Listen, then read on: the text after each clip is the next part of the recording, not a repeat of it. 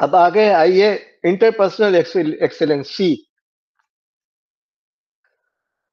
تنازعات کا حل، کنفلکٹ ریزولوشن،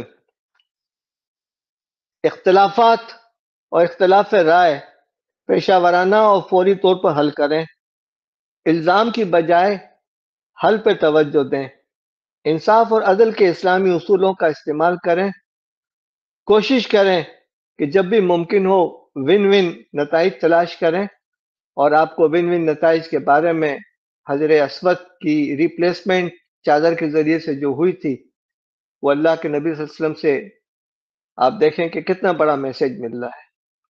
تو کوشش کریں کہ لوگوں کی عزت نفس بھی مجروح نہ ہو، احترام بھی ہو، اور آپ کا معاملہ بھی حل ہو جائے۔ پھر ایموشنل انٹیلیجنس، اپنے جذبات کو پہچانیں اور کنٹرول کریں، دوسروں کی جذباتی حالات اور ضروریات کا سامنے رکھیں۔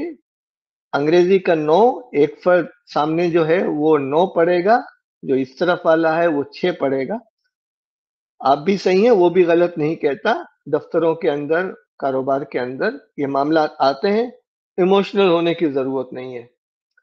دباؤ والے حالات کے لیے اپنے اعصاب کو مضبوط کرنے کی کوشش کریں، مشکلات کی بھی عمریں ہوتی ہیں، وقت گزر جاتا ہے۔